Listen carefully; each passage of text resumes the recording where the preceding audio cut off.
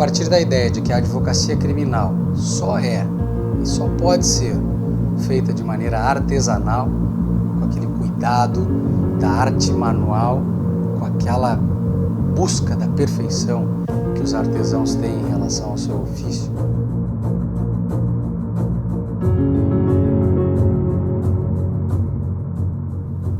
Uma escola de criminalistas para debater os pontos fundamentais do cotidiano, da vida prática, da vida de operário do direito.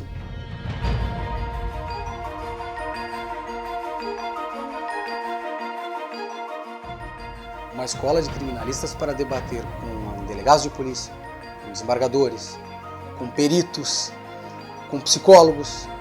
Uma escola de criminalistas para não deixar nenhum tipo de assunto sem uma nova pergunta em busca de uma nova resposta.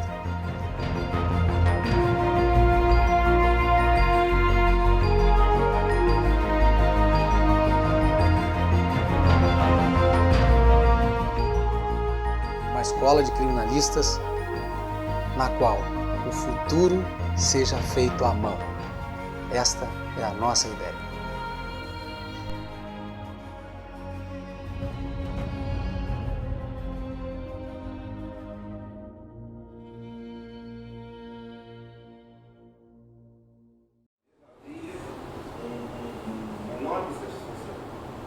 Para os trabalhos com Vossa Excelência. Tinha comigo manifestar isso, inclusive, no júri passado, e, enfim, você me ouviu, mas que bom que o senhor voltou ao tribunal do júri. Esteve uma ausência motivada pelas questões pessoais, sua família, e o retorno de Vossa Excelência ao tribunal do júri implica dizer que é o retorno da nobreza, da cordialidade, da educação.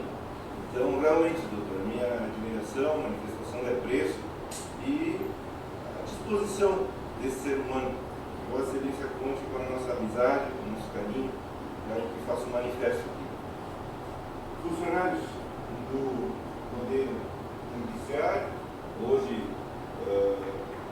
nesse estado de greve, mas sempre com esse esforço, com essa dedicação que caracteriza os trabalhos de todas as pessoas que atuam nesta primeira vara da comarca de Rio Grande. Realmente um trabalho diferenciado. E não é uma coisa que manifeste aqui que estou trabalhando nesse plenário. É algo que tenho dito por onde vou. E realmente o trabalho de Vossas Excelências é um trabalho diferenciado, feito com extrema disciplina, com extremo carinho, com extrema disposição em bem servir a comunidade. Então sintam-se homenageados também. João Vicente, hoje consegue a honra de compartilhar, de enviar os trabalhos do plenário de Vossa Excelência, privilégio para mim.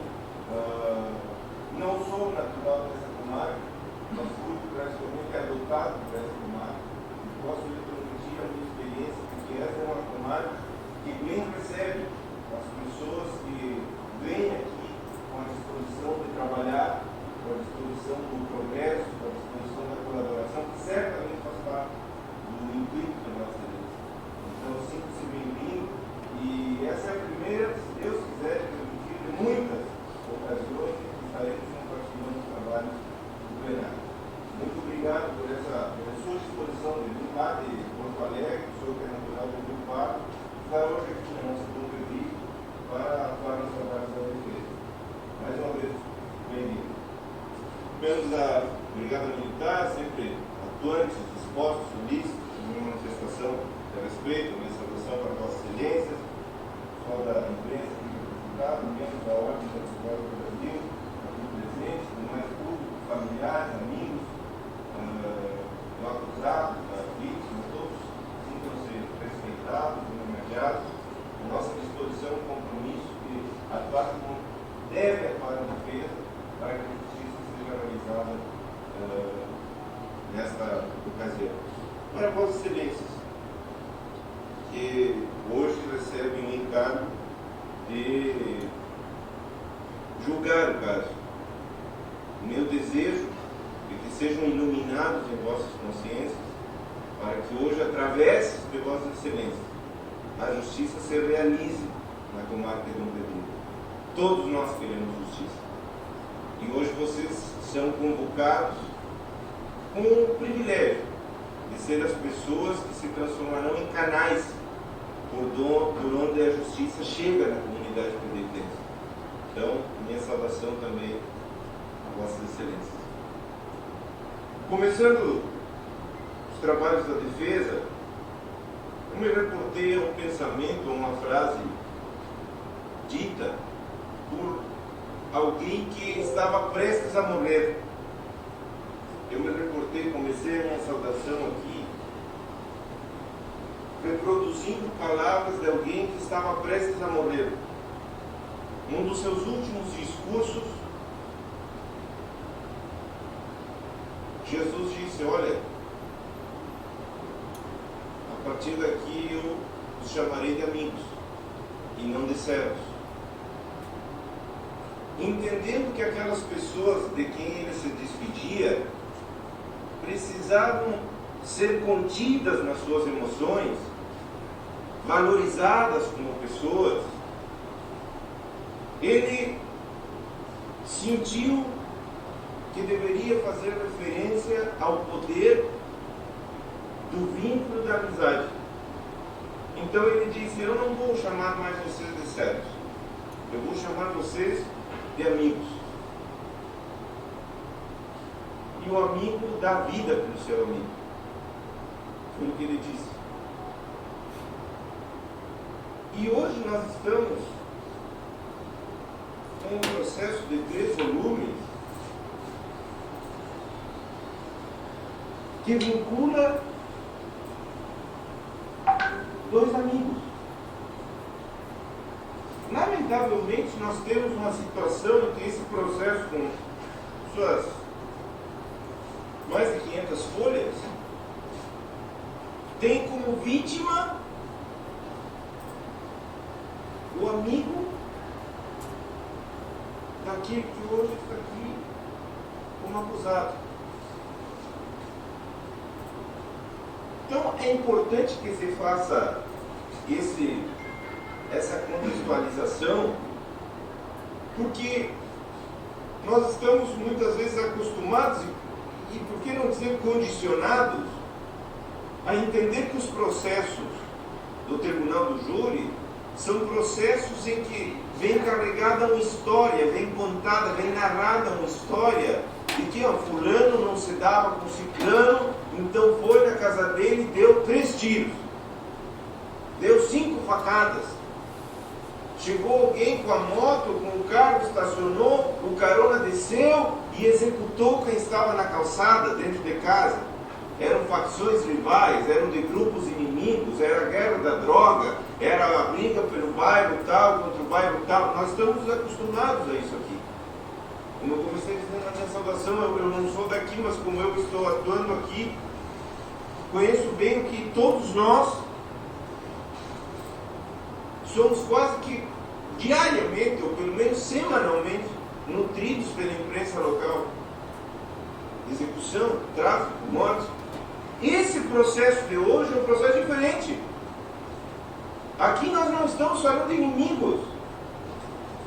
Aqui nós não estamos falando de pessoas que se agrediam. Aqui nós estamos falando de pessoas que jantavam. Nós não estamos num contexto de que, o Caio devia drogas, dinheiro, tinha feito uma mão, como se diz na gíria do tráfico, para o Jefferson, então o Jefferson foi e executou ele. Não! Nós estamos falando de pessoas que jantavam.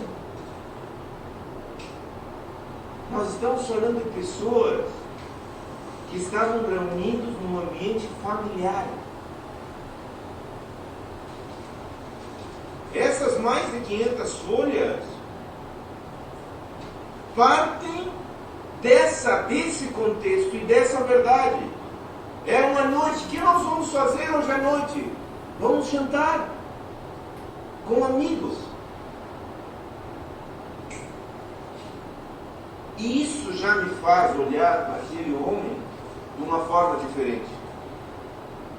Isso já me faz, eu me sinto desafiado a convocar vossas excelências respeitosamente para que olhem para aquele homem com um olhar diferente. Porque ele não é alguém que pagaram ele para ir matar o Caio.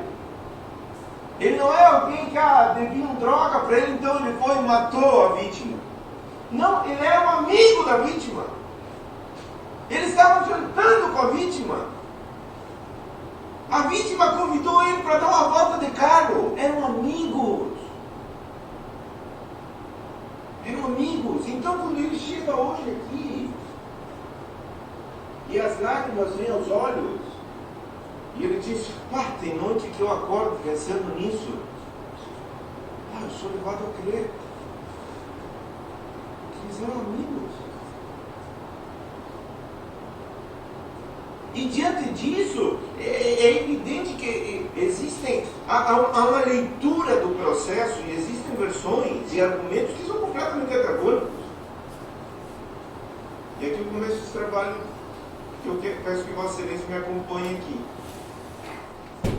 Tem PowerPoint. O que diz a acusação? A acusação diz que o Jefferson deve ser condenado como o assassino do seu amigo Caio, com quem jantava horas antes, por ter assumido o risco de matá-lo. Vamos prestar atenção a isso aqui. O que está pedindo a acusação? A acusação diz que o Jefferson é ele, deve ser condenado como assassino do seu amigo Caio, com quem jantava horas antes. Por quê? Por ter assumido o risco de matá-lo. É isso que diz a acusação. E é isso que Vossa Excelência escutaram aqui. Quais os argumentos que sustentam a acusação? Basicamente 3. A alta velocidade do veículo. Vocês ouviram hoje aqui. Eu adiantei isso na minha manifestação, e agora eu vou ampliar e vou mostrar as provas, que não há prova dessa alta velocidade. Vou mostrar para vocês. Quais argumentos que sustentam a acusação? A alta velocidade do veículo, a embriaguez ao volante e a omissão de socorro e fuga. Vocês leem a denúncia, aparecem essas 3 coisas lá. Olha, em alta velocidade, estava embriagado e não prestou socorro, fugiu. É isso que diz a acusação. Só diz. E qual a incorreta conclusão da acusação? Que houve dolo eventual por parte do acusado, devendo ser julgado e condenado pelo Tribunal do Júri. É isso que foi dito aqui, ao longo do processo e nessa manhã. O que é esse dolo eventual? Dolo eventual é quando a gente assume o risco e concorda com o resultado da sua conduta. Haveria dolo eventual se o agente, ao dirigir o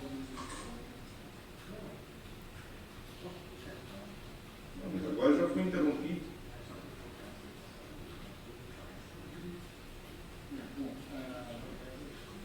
O artigo 18 do Código de Processo Penal diz o que escreve legalmente o que é o texto, mas o doutor está dando uma interpretação do artigo, também tem parte da rotina. Eu recém comecei, eu acho que até 1h30 eu vou conseguir ler o artigo, mas aí é questão de debate, né, doutor? Eu peço que ele me seja garantida a palavra. Não está certo? Mas a leitura do doutor é que o artigo é específico. Mas eu não falei que o artigo dizia isso, eu estou conceituando o dolo eventual. Depois eu vou chegar no artigo, eu não digo o Código Penal diz isso. Eu peço que vocês do jovem sejam submetidas a mim, não diretamente pela pessoa. Por favor, votem atenção aqui, senhores. Então, quando nós poderíamos falar do dolo eventual? E aí aparece aqui mais claro, porque Vossas Excelências vão me ouvindo e vão me frisando essa questão.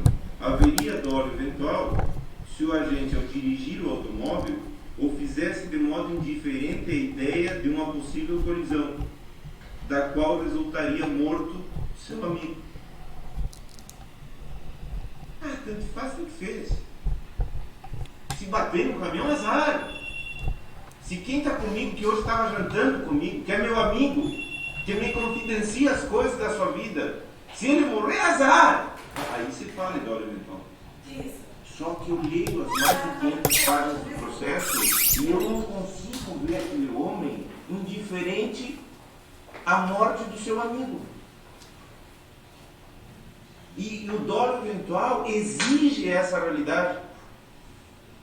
Exige esse sentimento de indiferença. Até tu faz com o resultado. E há uma matéria que foi juntada aos autos, os originais.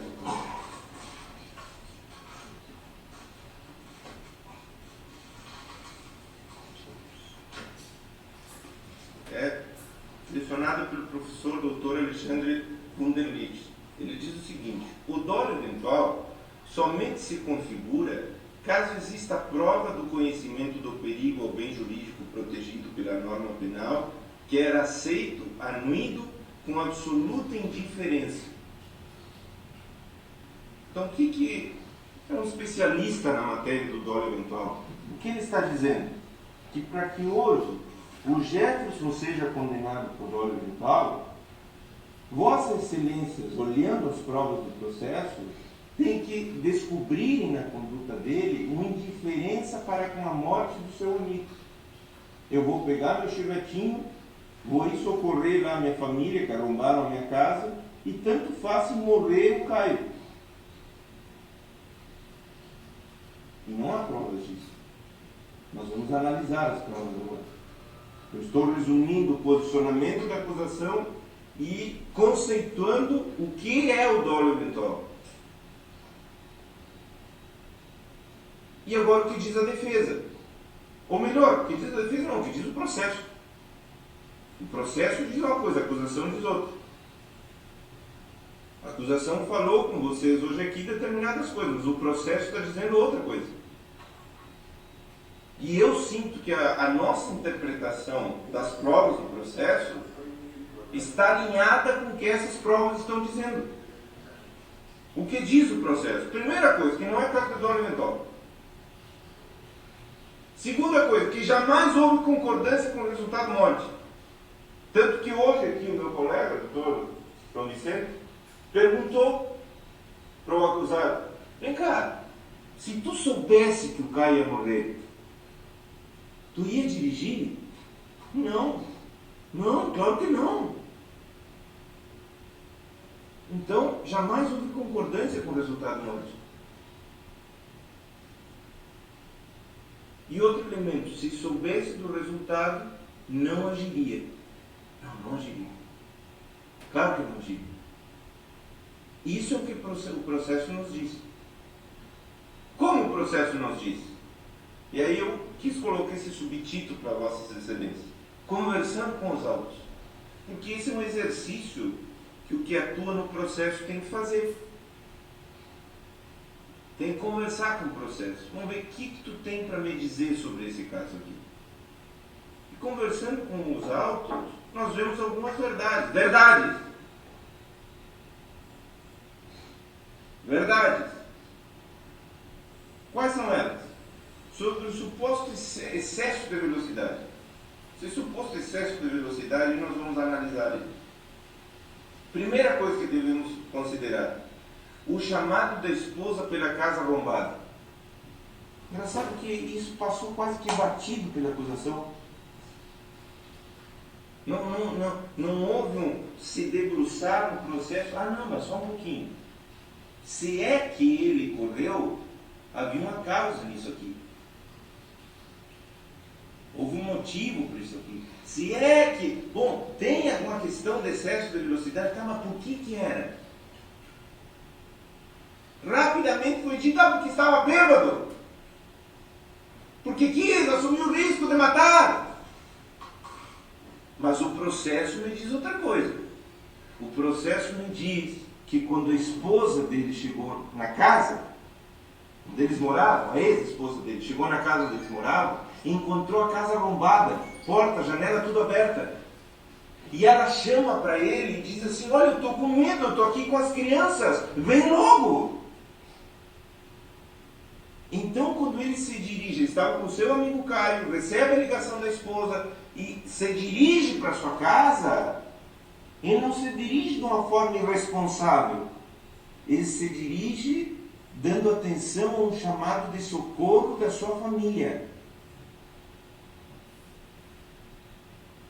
Por isso eu quis colocar o subtítulo Conversando com os Altos. Vossa Excelência, converse com os altos. Não sei se Vossa Excelência é casado ou não, mas visualize, imagine essa situação.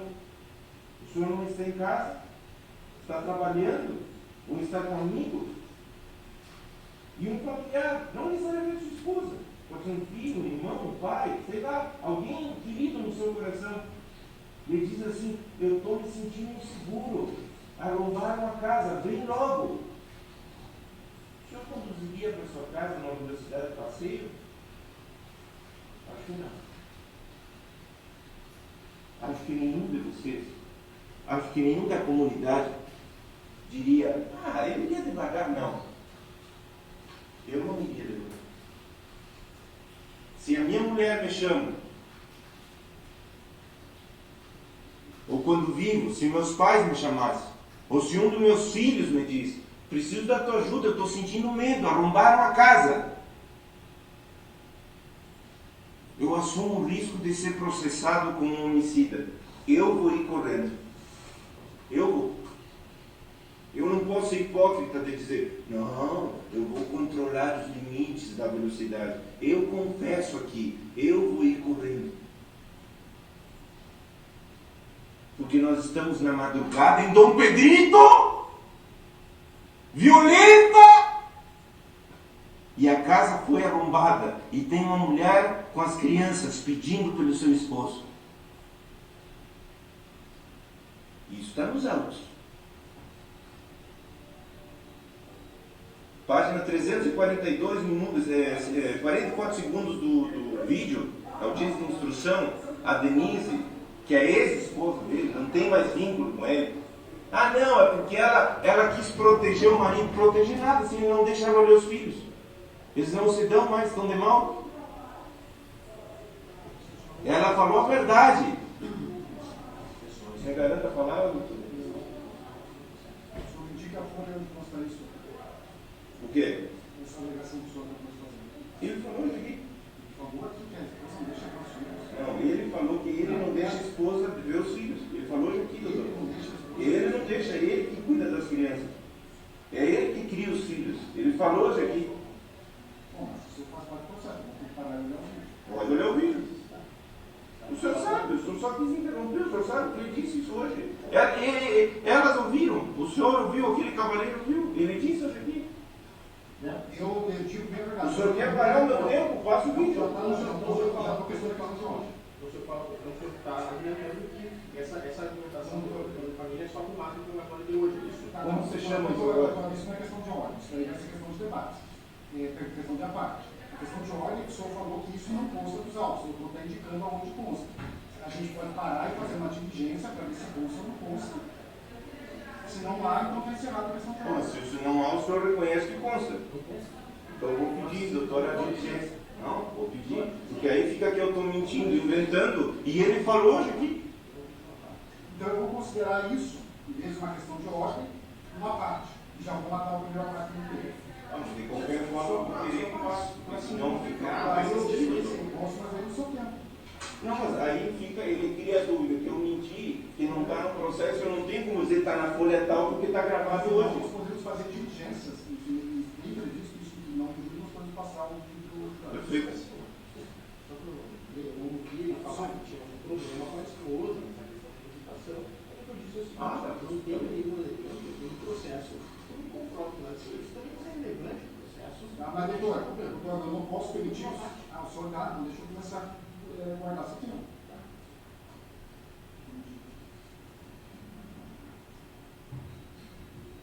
A palavra está com Pedro. Então, assim, eu jurasse assim, só por um detalhe, assim, eu queria salientar para vocês a necessidade de uma análise longa, assim, porque ele fala aqui, eu estava notando aqui fazer uma parte, primeiro, a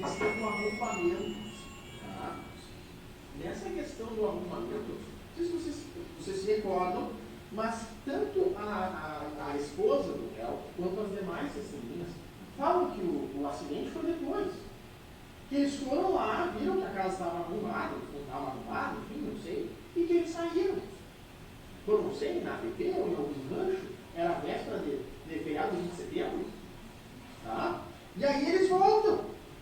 E aí está o acidente. E aí Jesus falou, não, porque tem diferença com o resultado do norte, não. Balela.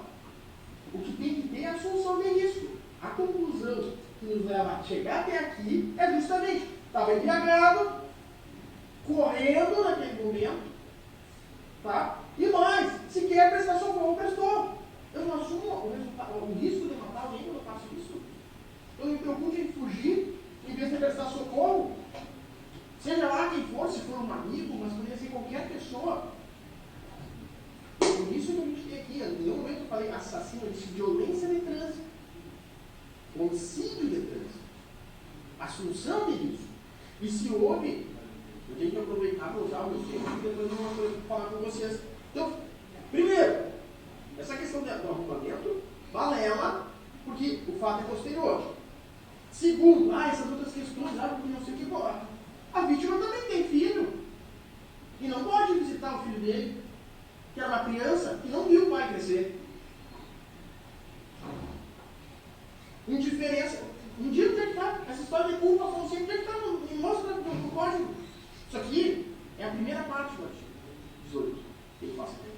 Mas não é isso que nós estamos discutindo. Nós estamos discutindo a assunção de matar alguém. Ou a assunção de cometer um crime de trânsito. E aí eu começo a ter a conclusão em relação à conduta dele. Mais nada. Está tudo certo. Isso aqui está se trazendo, tangenciando para tentar fugir do âmbito do debate. Tá? Então, assim, volto a reiterar que em relação ao arrombamento fato posterior, houve assunção de risco de resultado morte pelo réu, dirigiu embriagado, correndo e não prestou socorro ao amigo, ou seja, lá quem fosse, se não fosse um amigo, se fosse outro, aí sim que ele ia fugir. Tá? Nós temos que avaliar questões objetivas. E é isso que eu me pauto no estatuto. E mais, eu não sou acusador. Porque a acusação... Não, essa é a minha conclusão. Vocês têm essa liberdade. Tá? Venceu o tempo, 5 segundos. A palavra já está com a acusação. Eu só vou, antes de passar, só pedir uma coisa. Da mesma forma como eu exigindo do doutor Richard Cruz, as questões de ordem serem submetidas reservadamente para não interromper a sua fala, se o senhor quiser uma questão de ordem, o senhor suscite a mim reservadamente. Se eu deferir, eu interrompo a fala. E se eu indeferir, segue o debatedor. E aí eu anoto a eventual consideração de unidade. Mas eu peço que siga essa diretriz para também permitir a defesa expor a sua tese, para não lhe permitir a sua. Doutor. Denise Raquel, folha 342 dos autos. Eu cheguei em casa, no caso, depois daquela noite, aí a casa estava arrombada. Liguei para ele e pedi que ele viesse para casa, que eu estava com medo, estava com as crianças. Vem logo, eu estou com as crianças que hoje ele queria. Que depois que ele ficou preso aqueles dias, ela deixou dele e ele ficou com os filhos. Ele ficou com os filhos. Vem que eu estou com as crianças. E ele foi para atender. Agora, bom, o chamado da esposa, a questão das presunções e não as provas, das coisas ditas e não atestadas, do problema mecânico do carro, nada disso foi dito. Mas a defesa vai mostrar que a casa foi arrombada, teve um chamado da esposa. Jefferson Fernandes, ele declara em juízo: o senhor andava em uma velocidade alta ou baixa? Mais ou menos uns 60, eu acho. E eu sublinhei, eu acho. Ele foi bem espontâneo nisso. Se dá tempo, eu acho que o processo tem muita prova. E como a acusação até agora não mostrou as provas, eu até convidaria para que o senhor viesse para a réplica, doutor, para debater a questão das provas. Aí o senhor aproveita porque o senhor contou uma história. E aí na réplica o senhor poderia mostrar como fundamenta essa história. Lhe convido para isso. Mas a questão é que, nesse caso aqui, o Jefferson diz assim, ó, mais ou menos uns 60 km por hora. Entendam? Eu acho. E hoje eu digo para ele aqui, vem cá, Jefferson, o teu Chevetinho 76, 78, funcionava o velocímetro? Carro velho, né, doutor? Não? Tá, e tu sabe que tu vinha a 60, a 50, a 40, como? Não, eu acho. Lá em juízo ele já disse isso. Não era eu o defensor, não foi o que combinou comigo. Em juízo ele já disse, eu acho que uns 60. Hoje ele diz assim, andando nas ruas de Dom Pedrito, eu acho que nem chegava a isso.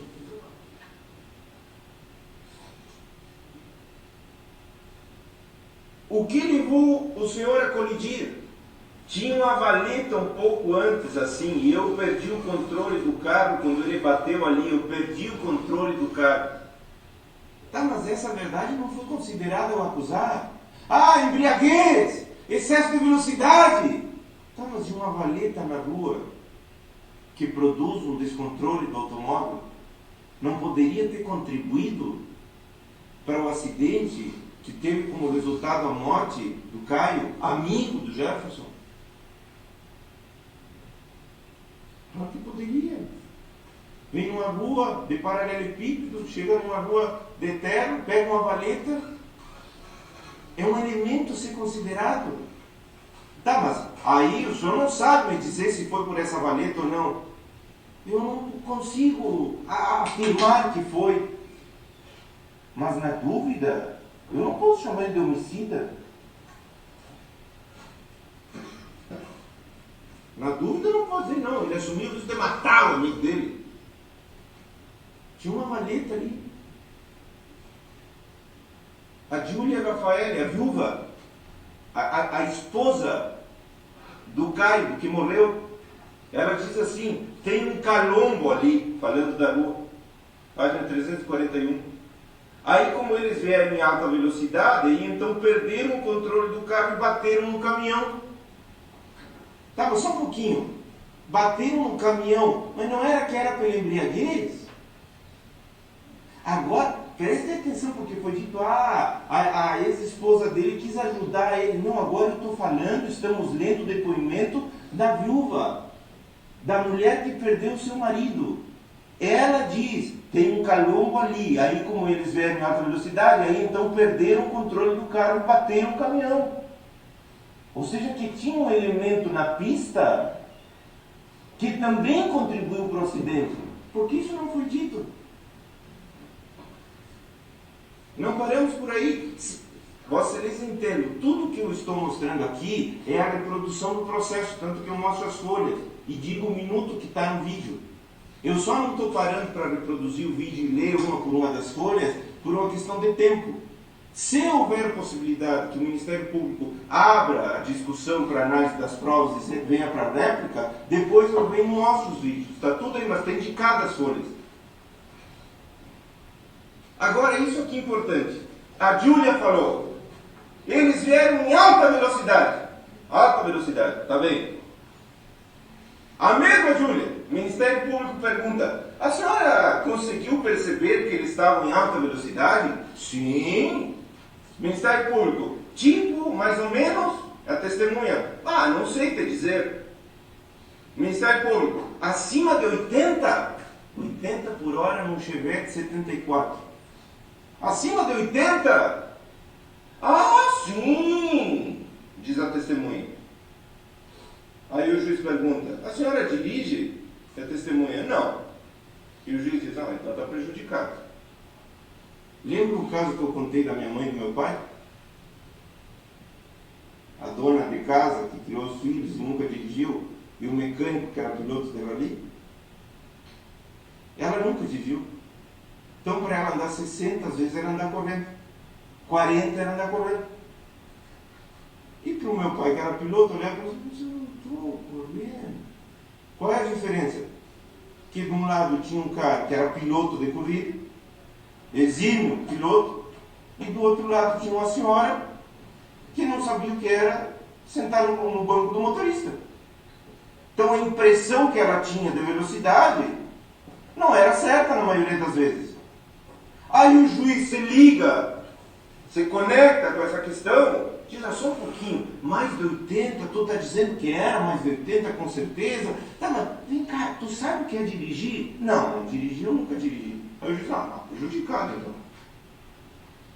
Em outras palavras, não há prova de que essa alta velocidade fosse 60, 70, 80. Não há. Não há prova disso. E aí outra coisa importante, perguntando sobre o falecido, ele estava sem cinto? E ela responde, os dois estavam sem cinto. Caio era um homem adulto. De certa forma, ele também contribuiu para o resultado. Porque a primeira coisa que eu faço, quando eu subo num carro, sendo motorista ou carona, puxa o cinto. Ele ia sem cinto. Então a questão é, o Caio morreu por excesso de velocidade? Onde é que está a prova do excesso de velocidade? Quem é que diz que a alta velocidade era alta velocidade? A questão é, o Caio morreu porque ele bebeu um pouco de vinho? Será que para o Caio morrer não foi mais importante a valeta na rua que tirou o domínio da direção daquele homem? Será que para o Caio morrer não foi mais importante o fato de que ele não cuidou de abotoar o cinto de segurança? Então é muito irresponsável, muito leviano, é a melhor expressão. Precipitadamente dizer, não, condena. Coloca ele lá no presídio de novo, porque ele assumiu o risco de matar o amigo. É muito leviano isso. Porque há outros elementos no processo que dão aviso que nós estamos num lamentável caso, onde todos perderam. Uma esposa perdeu seu marido. Filhos perderam seu pai. Um amigo perdeu um amigo. Não é um caso de homicídio no trânsito. Foi uma fatalidade. Seria muita injustiça colocar esse homem no presídio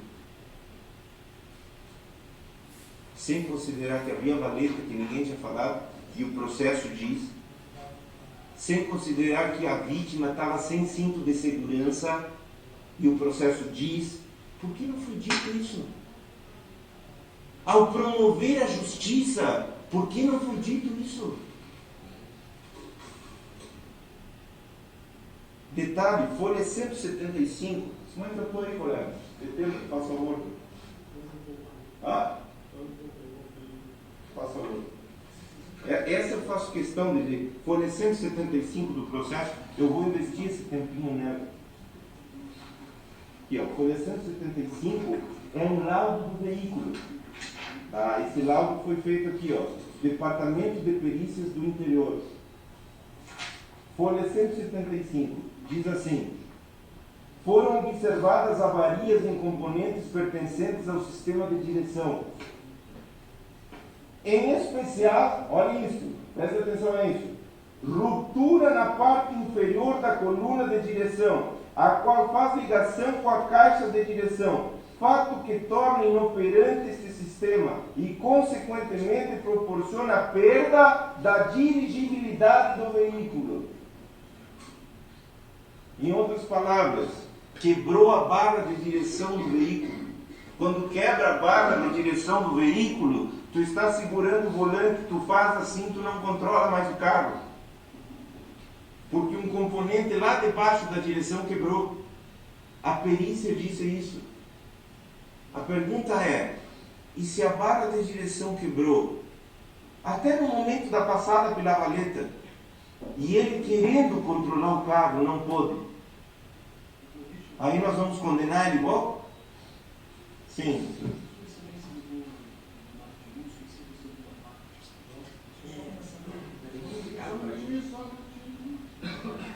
Você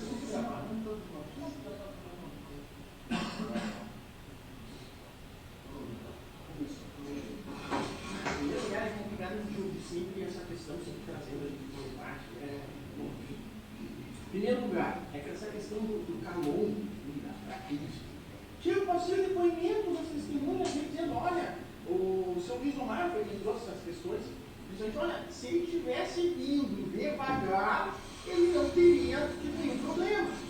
Tá? Então, aí agora ele diz assim, não, a culpa é do calombo, a culpa é da valeta, a culpa não é de ele estar embriagado na velocidade. Então a questão é muito simples.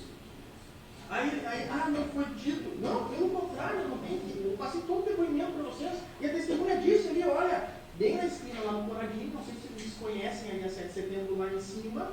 Então a senhora conhece o local e vai se recordar que tem ali aquele calombo. E nem, olha, eu passei lá, ó, e nunca bati em nenhum outro carro. Por quê? Ó, isso aqui é lógica humana. Aí depois vem aqui trazendo, que não foi falado das avarias do veículo. Bom, quando eu comecei a mostrar o laudo do veículo, terminou no tempo. Não sei se vocês se lembram, eu comecei a mostrar. Mas assim, ó, como é que não vai quebrar? Bom, aí vamos aproveitar essa parte, eu tinha até digitalizado ali, comecei a mostrar para vocês na forma 75. Não foi só a barra da direção que quebrou, né? Não tem tempo. Bom, o doutor vai mostrar para vocês muito. Aqui, ó, foram vários. Sistema de frenagem, sistema de suspensão, avarias emanadas do evento. Tchê, como é que o cara vai bater de frente no caminhão e não vai ter nenhuma avaria na hora da direção? Não, o cara bateu de frente. Também. É evidente. Isso são características. Ainda vem a somar o que já disseram todas as testemunhas. Que ele estava correndo. Todas essas avarias, concordo, doutor, mas são as características do evento. Se ele não tivesse correndo, não teria quebrado barra da direção, não teria quebrado a suspensão, a lógica humana. Então, assim, ó, nessas questões,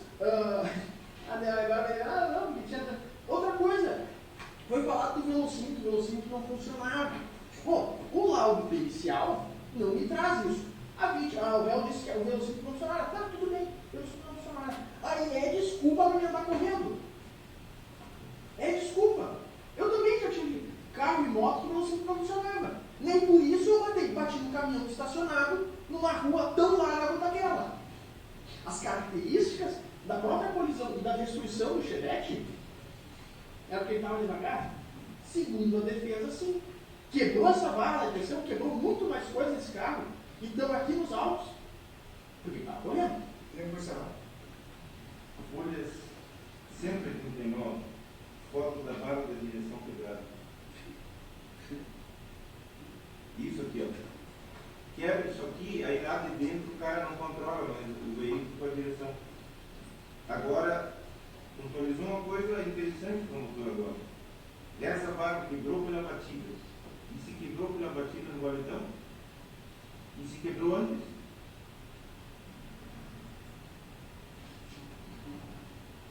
Mas isso não se sabe. É por isso. Porque não se sabe, é que não dá para condenar isso. Não, pelo contrário. A explicação da palavra foi estar na palavra no tempo da defesa e uso sistemática. Se não se sabe, então não dá para condenar. Eu fixei uma sistemática em toda a parte. Ó, quebrou aqui, ó. Quebrou. Se quebrou, não controla a direção. Agora a questão é quando quebrou. Quando quebrou não tem como saber. Pois é. Mas se não tem como saber, o juiz também tem como condenar. Porque, não, quebrou pela batida, mas quem garante isso aqui? Que quebrou pela batida. E se quebrou no valetão? E se ele perdeu o controle, não foi por ter tomado um pouco de vinho, foi porque não tinha mais volante o carro. Vou condenar por isso? Está no processo. É um laudo, não fui eu que fiz, não foi a defesa que me entrou. Folha 175. Tem laudo ou é informação técnica, doutor? Eu não estou no processo. Não, eu não tenho visto do senhor falar isso. Oi? O doutor acabou de ser inquirido com a perícia. Informação técnica ou laudo, só porque foi empregada a palavra laudo. Então, Laudo pericial. Não diz. Exame pericial realizado. Eu não sei se Ah, mas então está indeferido, porque foi realizado o exame pericial e o laudo.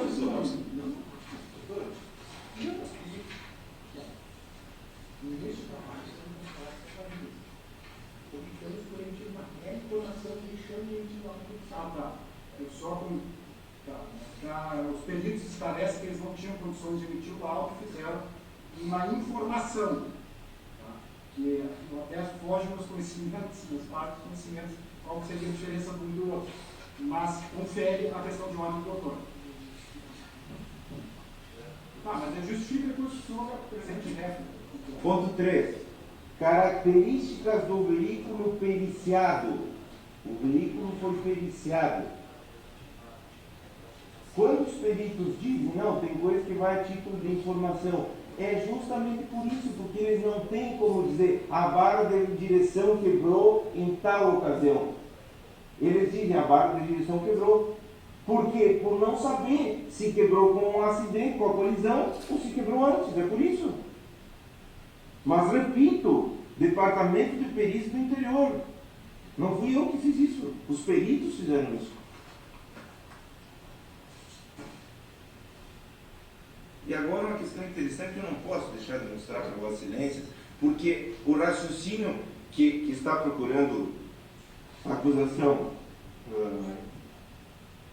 colocar em vocês é o seguinte: olha, com todo esse estrago, ele vinha correndo. E eu vou mostrar que não. Eu vou mostrar que, olhando as fotos e olhando o estrago, não tem como dizer que ele vinha correndo.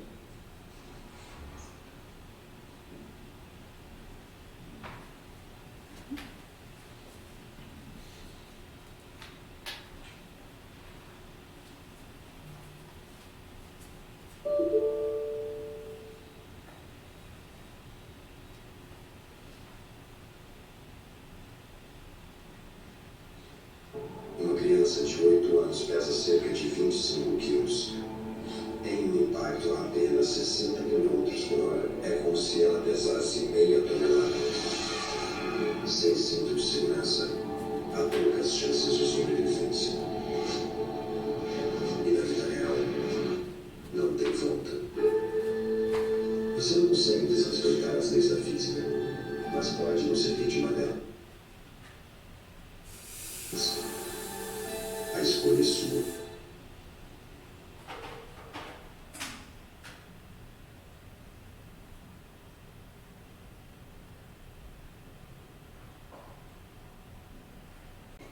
Já foi condenado o caso Carlinhos Filho. Não tem nada a ver esse processo aqui. A única coisa semelhante foi um acidente de veículo. Mas com o nosso processo aqui, que Vossas Excelências são chamadas a julgar hoje, não tem nada a ver. Por exemplo, nesse processo aqui, foi atestada a embriaguez. Aparece na reportagem que juntaram. Fizeram o exame alcoolímetro no acusado. Fizeram. No caso dele, não. Ah, nesse aqui, mas fizeram. Sim, mas tinham a prova. No caso dele, não tem. Não tem essa prova. Tem uma presunção. Tem alguém dizendo, não, mas então com essa quantidade de bebida, que era 1.750 dividido 100 pessoas. 5 minutos, deputado. 2.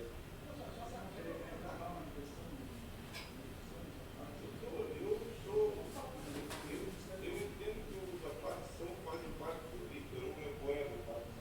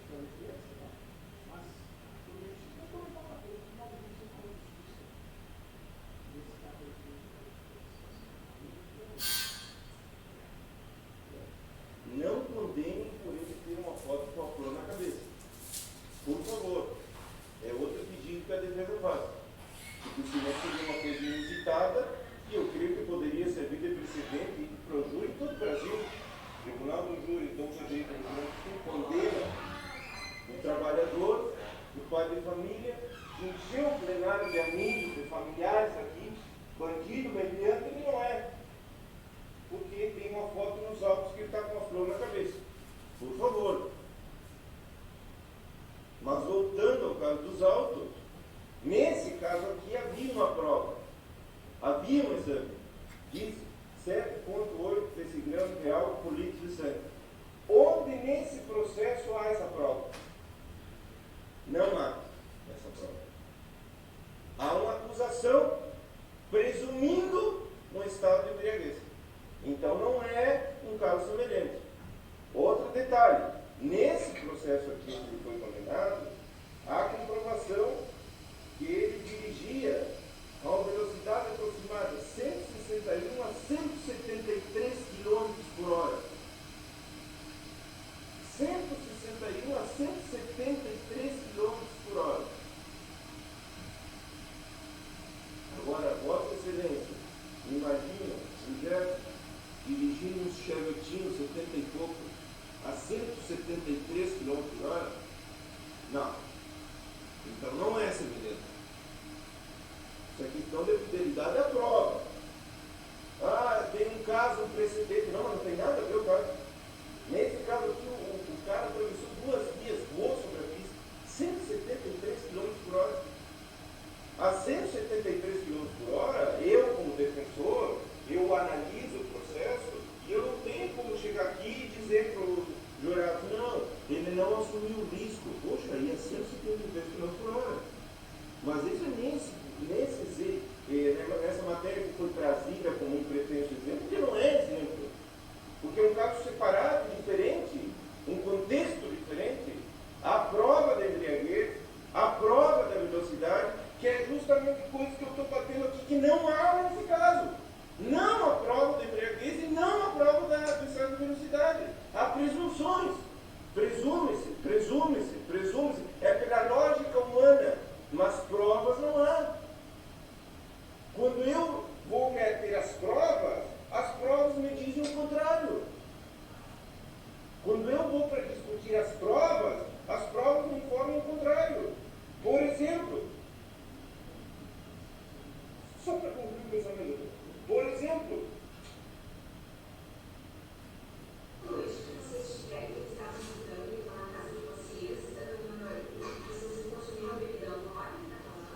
eles consumiram um vinho, tomaram meio vinho e saíram para comprar mais. Aí eu voltava. Aí estava a esposa do Beto lá em casa. Eu fui lá e levei ela em casa, fiquei lá todo dia, estava tarde.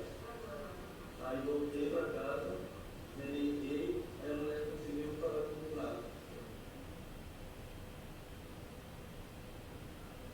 tomaram meio vinho e saíram para comprar mais. Meio vinho. Cadê a prova da embriaguez? Tomo, entre várias pessoas, meia garrafa de vinho e eu estou assumindo o risco de matar alguém. Não há cabimento no processo para que permita enxergar a dor eventual, assumir o risco de matar alguém. Não.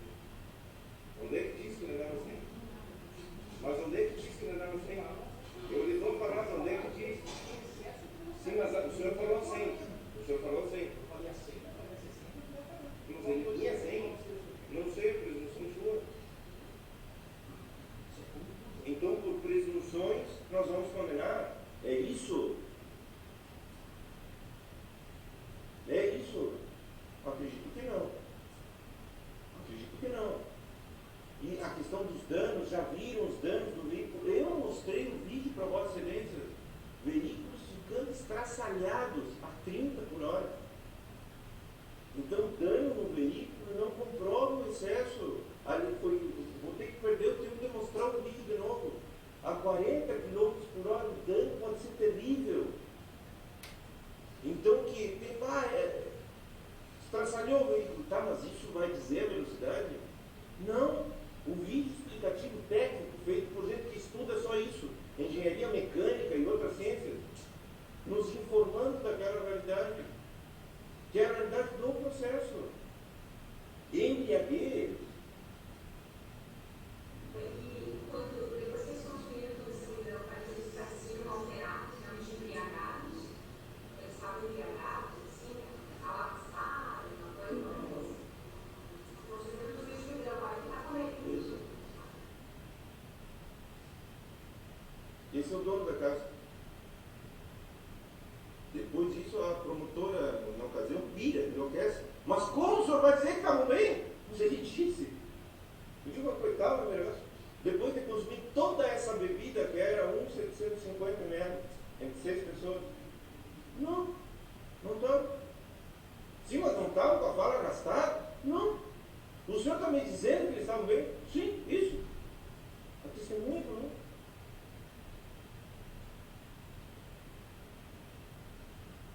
Então, o que eu preciso fazer para dominar meu rapaz? Eu preciso ignorar essa prova. Eu preciso arrancar isso do processo. Porque se eu mantenho essa prova aqui, a minha consciência não me permite condenar. Eles estavam embriagados, assim, alaçados, uma coisa, construíram tudo isso que deu para ficar com ele. Isso. Consumindo tudo isso, bebida alcoólica também. Isto é que tudo isso é 1,750 dividido 6. A questão que a vítima tinha 12, mas é a vítima. Agora eu condeno ele porque a vítima deu 12 de estado alcoólico. Sendo que tem uma testemunha que diz, não, nós vamos beber uns parelhos. Nós vamos beber uns parelhos. Sendo que eu lhe perguntei se o senhor leva alguém na sua casa, se o senhor fica controlando quando sua visita bebe. Sendo que o senhor certamente não sabe quanto eu ingeri de coca hoje no almoço e almoçou na minha frente. Por quê? Porque o normal é que as pessoas com naturalidade não controlam quanto bebe um, quanto bebe outro. Então abre a possibilidade que alguém tenha bebido mais que outra pessoa. Tá, mas a certeza da embriaguez? Não há. Não há. Volto a dizer, não há. Só para concluir o pensamento. E dentro disso, eu sou levado a entender o seguinte. Com valeta, com barco de direção quebrada que não se sabe quando quebrou, com pouca ingestão de bebida alcoólica que não foi medida, com a velocidade que é presumida, mas não foi comprovada, não há condições de dizer que o Jefferson assumiu o risco de matar o seu amigo. O seu amigo não era seu inimigo, não era uma cobrança por drogas, era o seu amigo que jantou com ele, que lhe contava seus segredos, que se sentou à mesa com ele, que tirou fotos com ele, que convidou ele para sair, que sentou do seu lado no carro, era o seu amigo,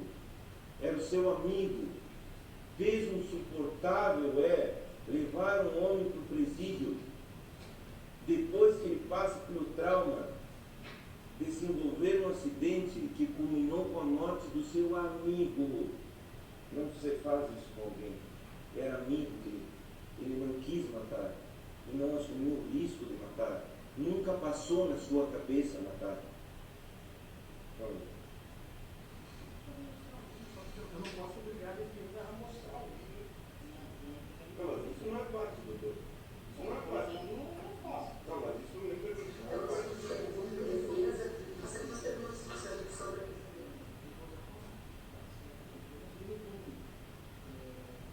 Determinar vai ser, como vai ser apresentado, qual elemento de prova que uma parte vai ser usado.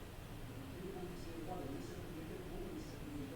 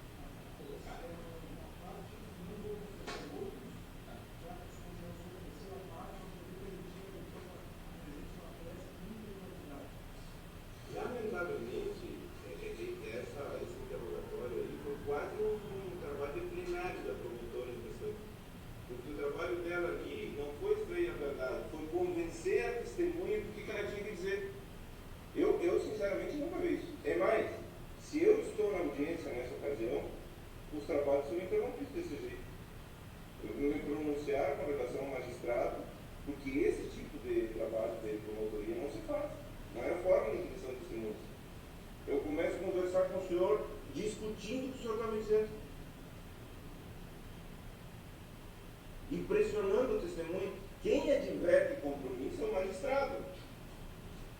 Portanto, vocês viram que já tem participado de outros júris. A pessoa está compromissada, ela agora vai para falar do que ela sabe.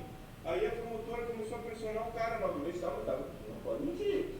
E falar a verdade, mas tu acha que não ia estar embriagado? Foi quase uma sustentação oral. Eu, sinceramente, nunca vi isso aí.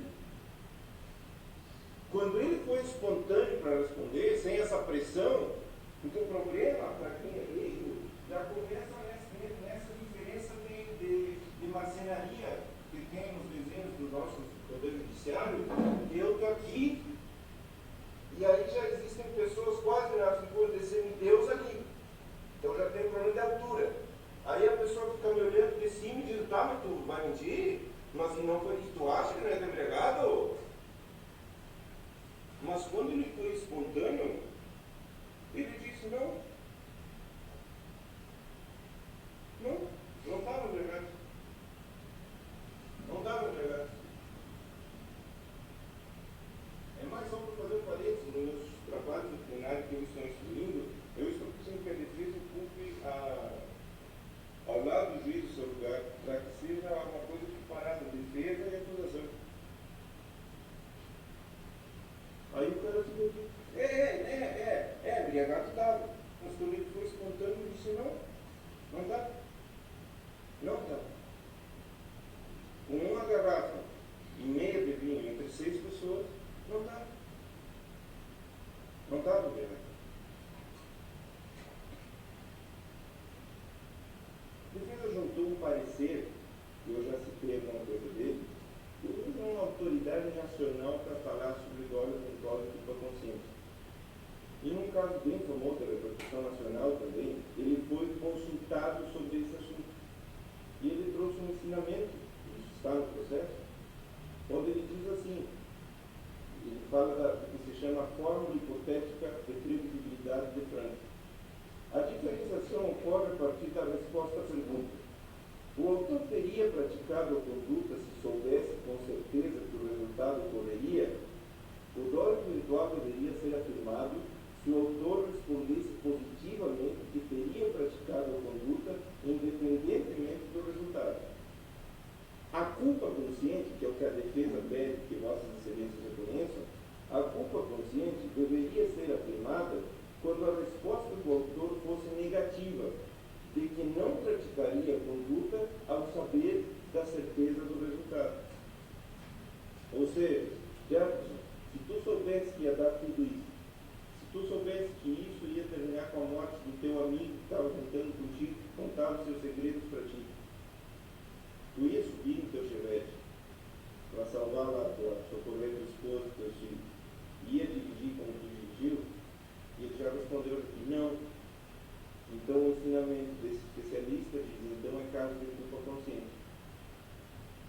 Não é caso de dolo eventual. E é o que a defesa vem pedindo. Não é só isso. A outra doutrina, um dos grandes nomes do direito penal, na América Latina, inclusive, ensina o seguinte: chama-se culpa com representação ou culpa consciente aquela em que o sujeito ativo representou para si a possibilidade da produção do resultado, embora a tenha rejeitado, na crença de que, chegado o momento, poderia evitá-lo ou simplesmente ele não ocorreria. Esse é o limite entre culpa consciente e o dolo. O que está dizendo aqui o Zaffaroni? Ele está dizendo o seguinte: olha, se ele, ao dirigir o veículo, nem imagina, ou imaginando crer que jamais vai acontecer o resultado morte, então ele pode ser considerado como alguém que age com culpa consciente, mas não com dolo eventual. Dolo eventual implica assumir o risco da morte. Na culpa consciente, não. A culpa é caracterizada quando há imprudência, negligência, imperícia, mas isso fica no terreno da culpa, não do dolo. E ao contrário do que foi dito, o Código fala disso.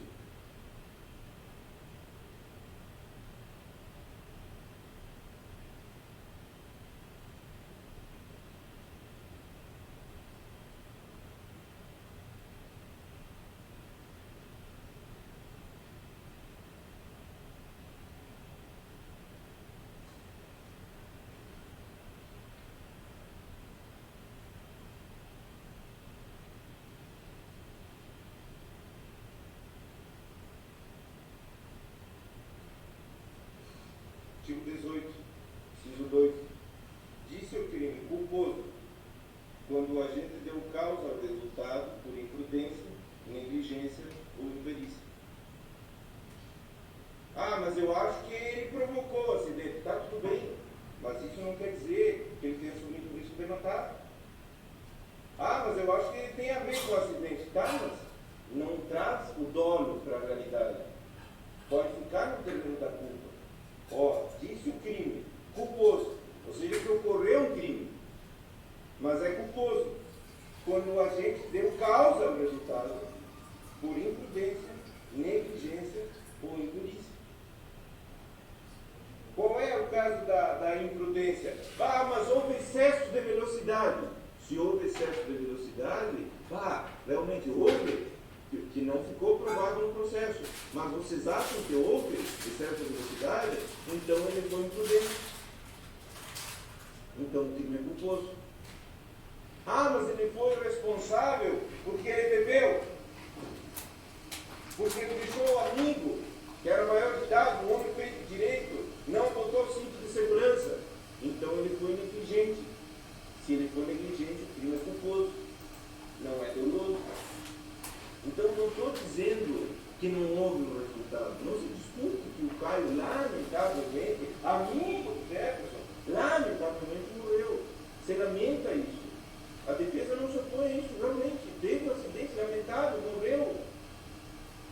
Agora a discussão é, o Jefferson tem que ser condenado por ter corrido o risco de matar o Caio? Não! Não!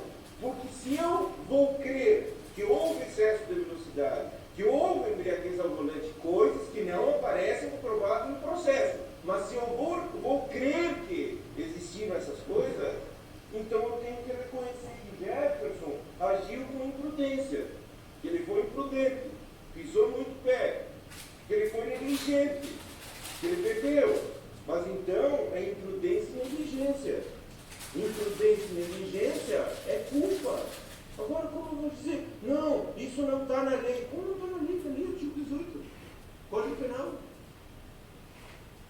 O crime tem dois traços. O crime pode ser doloso ou culposo. E aí o código diz quando é culposo. É culposo quando o agente que deu causa ao resultado age com imprudência, negligência e imperícia. E o Código de Trânsito prevê isso, dizendo praticar homicídio culposo na direção do veículo automotor, artigo 302. Então existe, como não existe isso na lei? Eu vim inventar, vim mentir para Vossa Excelência aqui. Em todo o dia de hoje, nunca vou ter respeito por Vossa Excelência, nem faltaria. Vou vir mentir aqui. Está na lei, como não está na lei? Está na lei. Artigo 302. Praticar homicídio culposo. Há uma previsão, há uma tipicidade. Praticar homicídio culposo na direção do veículo automotor. Culposo. Imprudência, negligência, imperícia. Mas não assumindo o risco de matar o amigo. Por amor de Deus. Esse cara não é um bandido. Esse cara não é um bandido. Esse cara não é um bandido. E as pessoas às vezes dizem que tu é advogado, tem que ser um pouco de tudo, psicólogo também, às vezes pai, às vezes filho, às vezes irmão. E ontem eu dei uma de psicólogo, também tem isso, rapaz. Deixa de pensar assim. Não, quero que o senhor me diga, porque se eu não saio do fórum com o senhor, eu vou me matar. Eu para lá não volto, porque aquilo não é lugar de homem, aquilo é lugar de louco. Meu Deus! Eu confio que Vossa Excelência fará justiça ao Deus. Esse cara não pode resistir. Ele não suporta ver de novo o que ele viu lá. Ele não é de lá. Ele não é de lá. Sabe de onde ele é? Ele é deles. Ele é deles. É daquela comunidade de esposa, amigos, familiares. Ele é dele. Ele quer sair hoje daqui e abraçar o irmão dele. Ele não é bandido. Ele se envolveu numa fatalidade. Um feito lamentável.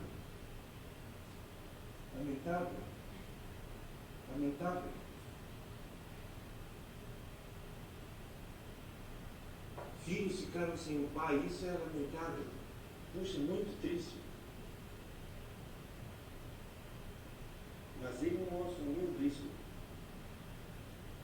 Se vão dizer que ele dirigiu embriagado, que não tem prova no processo, já provei isso aqui. Se vão dizer que ele dirigiu em alta velocidade, que não tem prova no processo. E eu mostrei os vídeos do que acontece com um carro a 40 km por hora, 50 km por hora. Mas se vão dizer mesmo assim que ele dirigiu em excesso de velocidade, em embriaguez ao volante, não digam que ele assumiu o risco. Digam o que a lei diz. Que praticou homicídio culposo. Que essa culpa vem por agir de forma imprudente ou negligente. Mas não que ele assumiu o risco de matar o amigo. Ele não quis matar o amigo. Jamais faria isso. Jamais faria isso. Jamais faria isso. Jamais faria isso.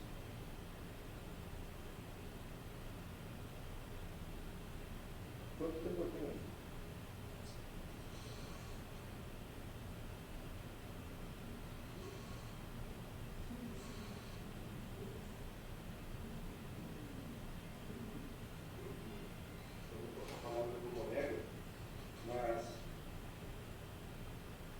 Compartilhando com vocês o seguinte: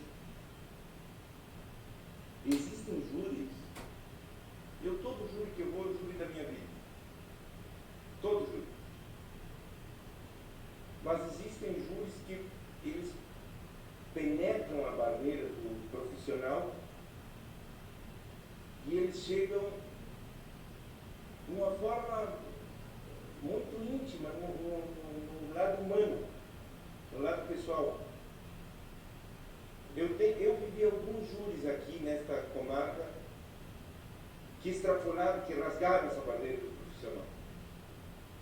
Júris também que não tinha dinheiro de honorários comprometidos, eram dativos, mas que me mexeram muito comigo. Um foi um júri de um rapaz que foi condenado injustamente,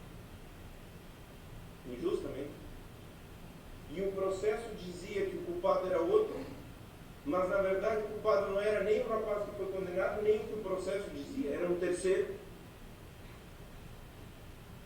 E quando eu saí aqui, eu estou subindo no carro na frente do fórum e passa um jurado, me dá um tapa nas costas: doutor, parabéns, eu não pretendo fazer, mas se eu matar alguém um dia eu vou ter contratado.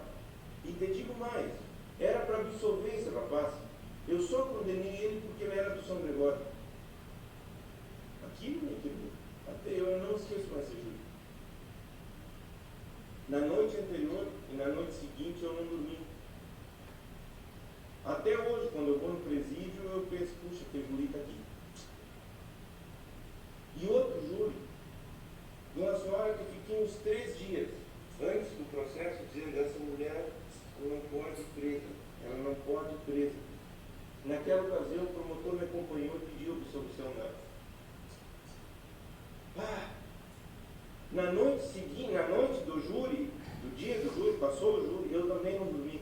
Aquela sensação de: deu, essa mulher não podia ir presa. E essa noite, esse júri foi daqueles que vários momentos da noite. Quando eu venho para o júri, eu conheço o processo de capa a capa. Mas o que me atordoou não foi o processo em si. As provas todas eu conhecia. Foi a visão, o rosto do réu falando para mim no meu escritório: doutor, eu vou sair contigo do fórum. Eu vou sair contigo.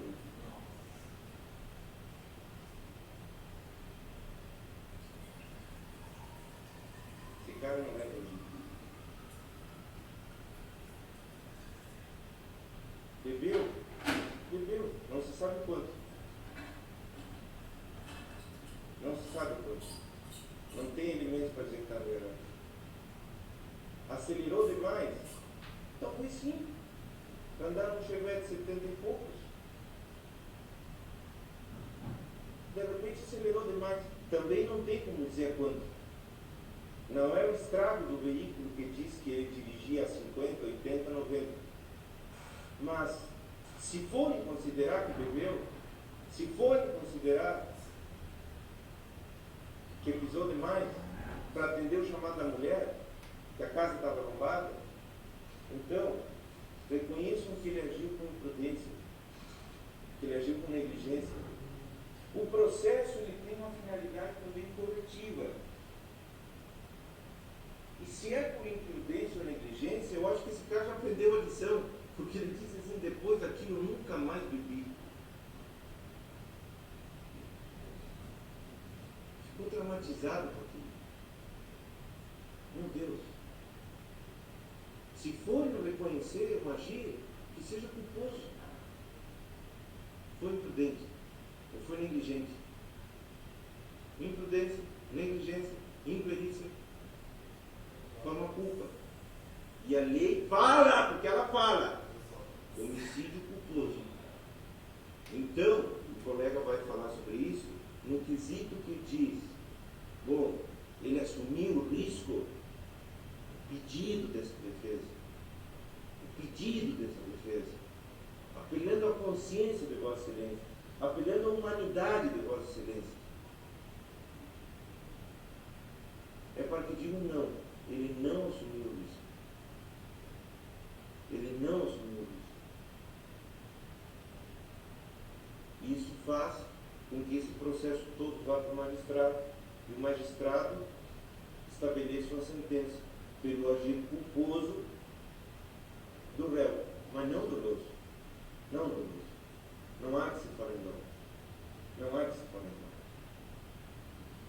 Dolo. Entendo.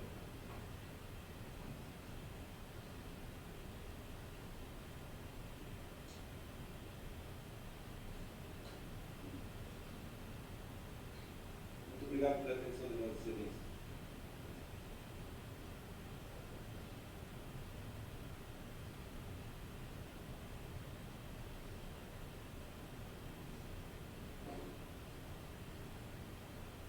Agora falar com Vossas Excelências, saudando novamente todos os presentes, e torno já de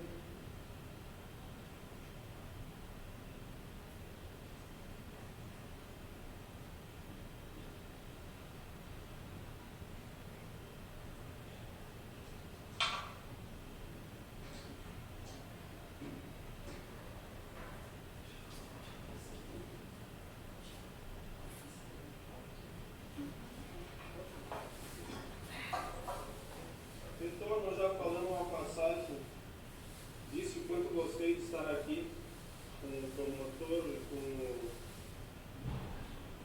juiz que aqui preside o trabalho. Ao meio-dia, depois do almoço, falei com o doutor Leonardo e disseste bom trabalho com você, de defesa, e boa sorte. Brincamos em desejar boa sorte. Eu disse, sempre importante uma sorte. Sou um romântico assumido. Eu gosto da sorte. Eu gosto de viver contando com a sorte. Não que isso me transforme num sem noção. Mas prefiro chamar de sorte sempre que alguma coisa boa acontece. Tanto que eu carrego no pulso as escritas Buena Suerte, para que la mala suerte nunca me pegue. Aquele desgraçado ali teve uma sorte. O doutor nunca se acidentou, porque a esposa nunca ligou, dizendo que a casa estava arrombada e ela está lá com os filhos. Nunca. Nunca se acidentou em tal forma, porque não houve nada parecido na vida dele. Nem na minha. Bendita minha boa sorte. E peço que Vossas Excelências pensem comigo novamente. Ponto 4.1.6. A barra da direção é quebrada. Agora eu peço que pensem. O caminhão, quando o chevette se choca no caminhão, pega na parte superior do chevette. posteriormente, ele passa em 2 valetas com chevette, bate no chão o carro, ele perde o controle, bate no caminhão. Qual a explicação mais plausível?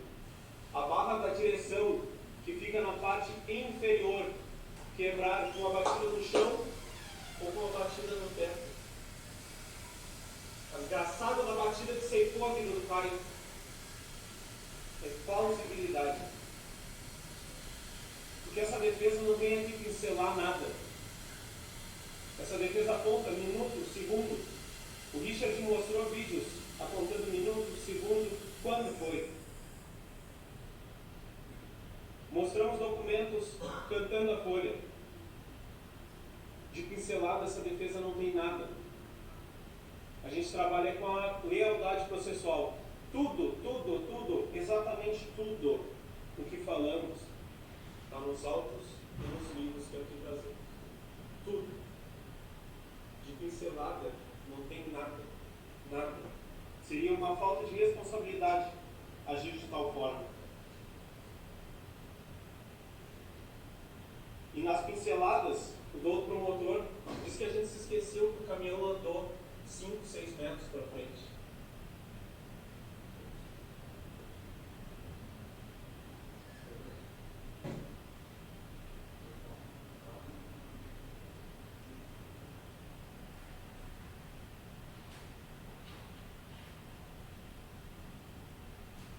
É um livro do Renato de Lima, só para deixar registrado.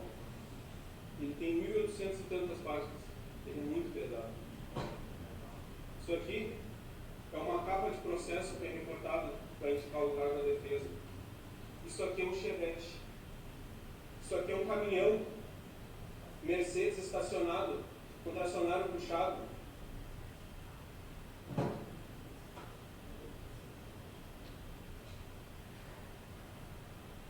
Eu me emprestei depois do almoço e ali no cartório pedi uma régua para a servidora, ela me deu. Eu abri minhas pernas, eu não consigo abrir mais de 30 centímetros, em função da roupa. 30 centímetros. Aproximadamente. 1, 2, 3, 4, 5. Um chevette, um caminhão.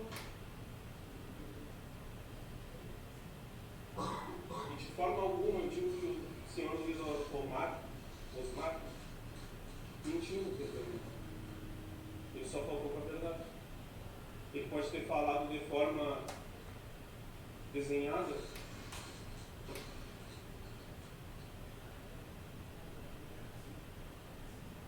Assim como o Richard era um novo chapa, o jeito bonachão de falar. Não, pegou no meu caminhão e andou 5, 6 metros para frente. Chevette 76. Passou aqui na TV. Não é notícia, a matéria de que os carros antigos são mais chatos que os carros novos. O Chevette 76, o caminhão estacionado para. Eu sou filho de caminhoneiro. Quando eu era criança, meu pai tinha um caminhão, Thiago. E a gente podia brincar no caminhão quando estacionado na puxada.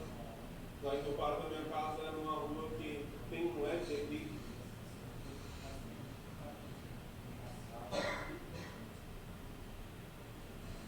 Pincelada.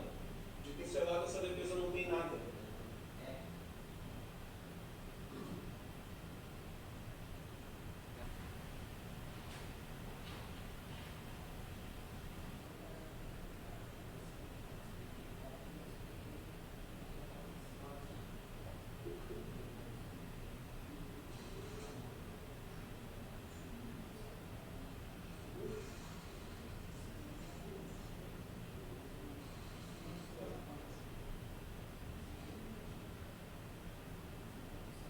E seguindo nessa cena,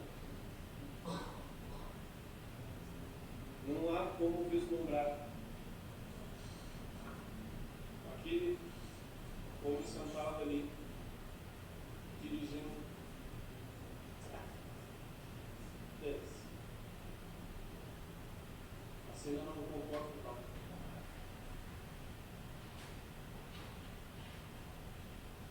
isso que convidamos Nosso Senhor Deus, Vossa Excelência, a pensar conosco.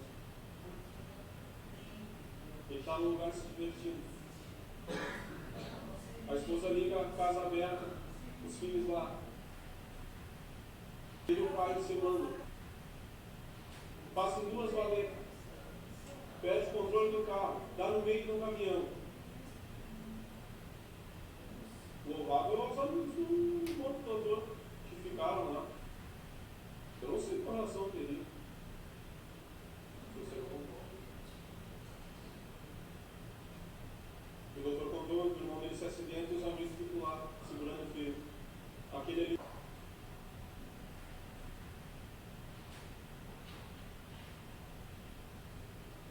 Mostrando a parte interna. Eu não sei se eu faria. Mas isso de covarde não tem nada. Isso é só que ele é humano.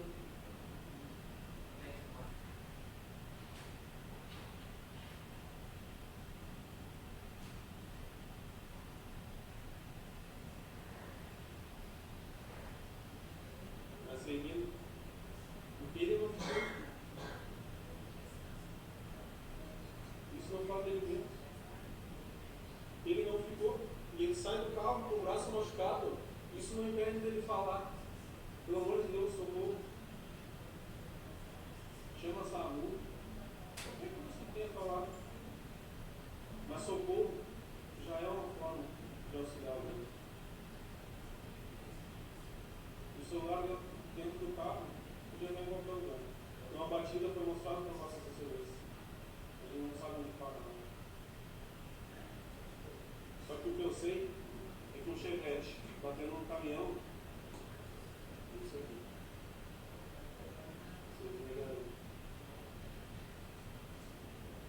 Logo mais vão ser apresentados os quesitos para vocês. Vai ser perguntado se alguém matou. Alguém morreu. Vai morrer. Jefferson era um motorista? É. Desde o começo estava. Era. No instante se soube quem era. Ele assumiu o risco de matar? Negativo. Ele não assumiu isso.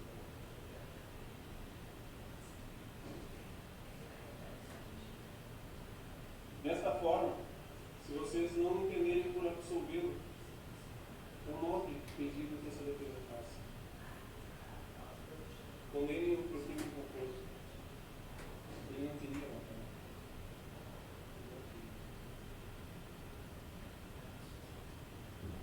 Seria loucura. Queria matar, assumir o risco de matar o amigo sem que ele poderia matar. Ele não dava nem dizer.